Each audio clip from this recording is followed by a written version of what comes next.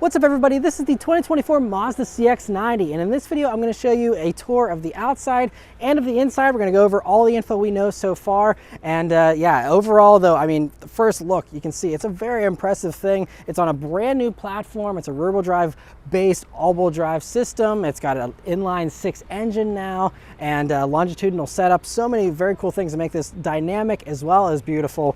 But I mean, the first thing is the styling, which just looks so elegant and classy in my opinion. And so the first thing that really jumped out at me about this exterior is that you have this really flat nose. Other Mazdas in the past, including the CX-9, have had a little bit more of a point to the grille. And this is a lot flatter, as you can see, but it still looks really nice. You have these new headlights that are really sharp, little DRL light there blended into the grille.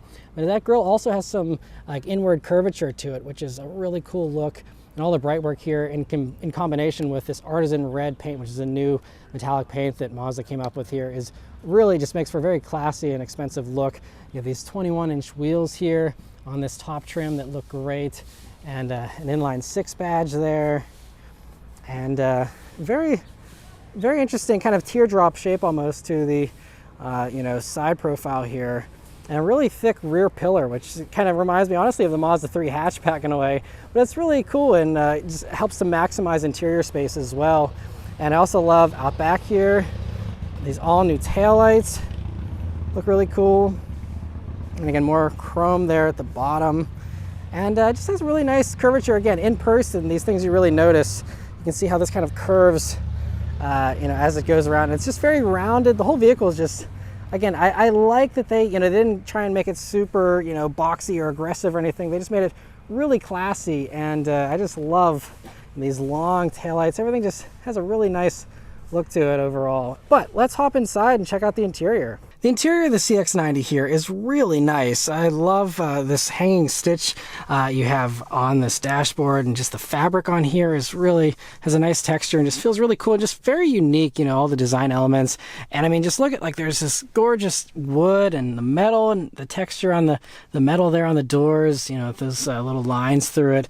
Everything just feels very expensive, very high-end. Again, it just ends up making the CX-90 just feel like it is a true luxury brand vehicle with just all these touches and just how nice everything feels.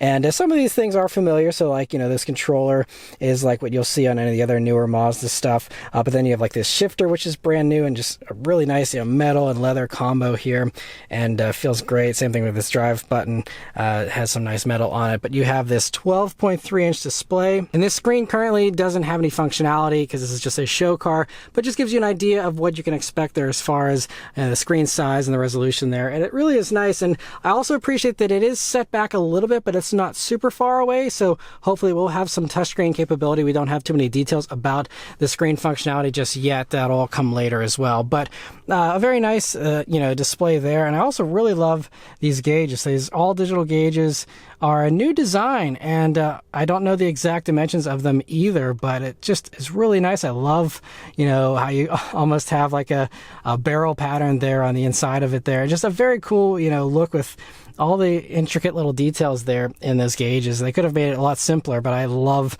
the extra visual interest you have there. And so I'm excited to, you know, see those in action in the future as well. Steering wheel on the CX-90 here is also very nice. I like the contrast stitching and the metal accents once again. And the buttons here are familiar from any other Mazda, but they still feel really nice. And I like the little glossy finish on those as well. But yeah, I just can't get over just the materials here, the wood and the metal and the cloth here. It's just all so just expensive feeling. You know, this isn't just like some kind of normal cloth. This is like this premium fabric that just feels really nice. You know, just I love how spacious and airy this feels too. You know, you have this real sense of width to the dashboard, the way they designed it here. And you still have all your basic buttons there to control all the necessities. And great that you still do have the physical controls. You have these nice little rocker switches here. Mazda always does such a good job with the button feel for all these buttons. It really feels great. And yeah, like I said, combined with the existing stuff we know, like, you know, with this controller and the volume knob and stuff that all already feel really great, having, you know, these new little switches is a really nice touch. Also love you have a split in the middle here for this center armrest, so both driver and passenger can get into this without having to move your elbow, which is great. So it splits there in the middle, and good amount of space in there, you know, as far as length goes, but it's not too deep, so it's not going to be quite as practical as some of the others in this segment that have these massive bins, but you will see some USB jacks in there as well. You also have this double pane glass moonroof that does open up as well. So in addition to giving you the great view, you also have the open air experience, which is something that some others don't offer. So it's really great that you have it actually being able to open. Moving on to the second row here, we'll hop in and see about the space in here. So I'm 5'9", and I still have lots of room in front of me, and the driver's seat, you know, wasn't up too far or anything. So I mean, I have lots of space here, nice and roomy. Certainly feels a little more spacious than the CX-90. Unfortunately, we don't have any kind of measurements or dimensions to share today, so definitely stay tuned and subscribe for more details on this vehicle in the future. But you can see it's a nice center console here, has some USB-C jacks once again, and you'll see there's heated and cooled second row seats here, which is really great. They have their own little climate control setup there. So great you have that. Also, this is the 6-seater configuration, of course, so you'll see you have the center console with the cup holders and their own little armrest and cubby. This cubby is nice and deep, though. This one goes nice and far down, so that'll be great for some extra storage there. But here's another great look at the interior from the back here. It just looks really nice. Now, as far as the third row here in the CX-90, you still have a lever to open it up here. It's not a button like some of the competitors. So a little more work. You still have to, you know, physically push it forward yourself. Stuff like the Telluride, the Pilot, and the Palisade all have that automatic. It's also important to note that while this one is a 6-seater configuration, you can also get these in a 7-seat and an 8-seat configuration. So I guess this third row would be swapped for a version that provides a middle seat belt, but I haven't seen an 8-seat version yet, so we'll have to wait to see how that's actually accomplished. So first off, here on the driver's side, I have the second row seat pushed as far back as it can go, and I basically, like, my foot isn't really able to be under the seat totally comfortably, but I do fit though. So I actually do have legroom here. I'm sitting up straight, and I do have some space here. So, you know, aside from my right foot, you know, just being on a little bit of an angle here, otherwise I do have good space here, even with that seat all the way back. But then if you can sacrifice some second row legroom here, then, I mean, I actually have space to put my feet here.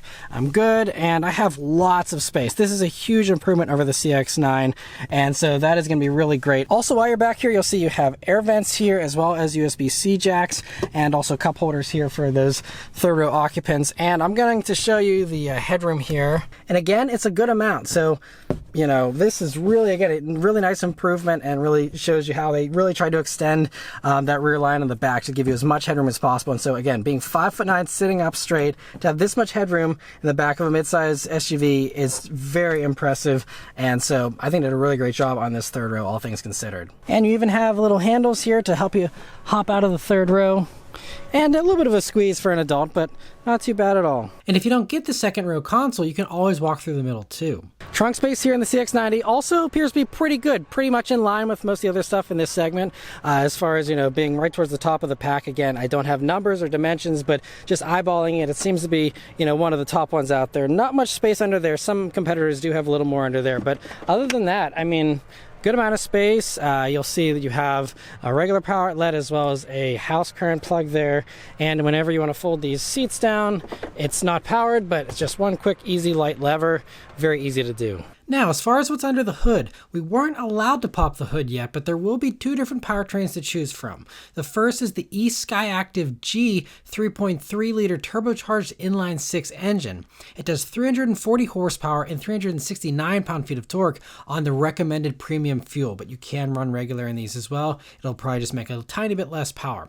It also incorporates a new M hybrid boost system, which is a 48-volt mount hybrid system that has a motor that's located between the engine and the transmission, and it's capable of actually powering the vehicle at low speeds, they say. Speaking of that transmission though, both versions of the CX-90 run a brand new 8-speed automatic that they say has no torque converter, but what it uses instead wasn't specified, so we'll have to wait for more info on that as far as whether it's a dual clutch, a single clutch, or something else. And we'll also have to wait for all the other mechanical info that they aren't revealing here just yet. We also don't have any other fuel economy estimates or anything either. The other powertrain is a plug-in hybrid called the eSkyActiv PHEV. It runs Mazda's 2.5-liter naturally aspirated 4-cylinder that's been retuned. It has a new intake, so it has a little bit more torque. So it combines that with an e-motor that altogether makes 323 horsepower and 369 pound-feet of torque on the recommended premium fuel once again, but also with this one, you'll be able to run regular as well. And so, I mean, it's impressive. It gets the same torque as that 6-cylinder thanks to the electrification here. So it uses a 17.8 kilowatt hour battery, but Mazda isn't quoting how much electric range it'll do yet, but I will say that it's very close in size to the battery in the Toyota RAV4 Prime. So for the bigger, heavier, and more powerful CX-90, I'd guess that the battery would be good for maybe around 35 miles, maybe a little less or a little more. We'll have to see. That's just my rough estimate, but I'm guessing it'll be something in that ballpark. And so this example also shows off some of the other interior options here, like black and tan seats that look great, and also the aluminum trim there in place of the wood. They'll begin arriving at dealerships sometime this spring. We don't have any pricing for these yet, but given the more sophisticated platform, more powerful powertrains, and all the extra luxury and space, I'd say it's safe to assume it'll start a little bit higher at least than the current CX-9, which Mazda did confirm will be ending its production run with the current 2023 model year. And so anyway, that's all we know about the 2024 CX-90 for now. Let me know your thoughts on it in the comments below. Huge thanks to Mazda for the opportunity to film this vehicle, and thanks to all of you for watching. I'll see you guys in the next one. Take care.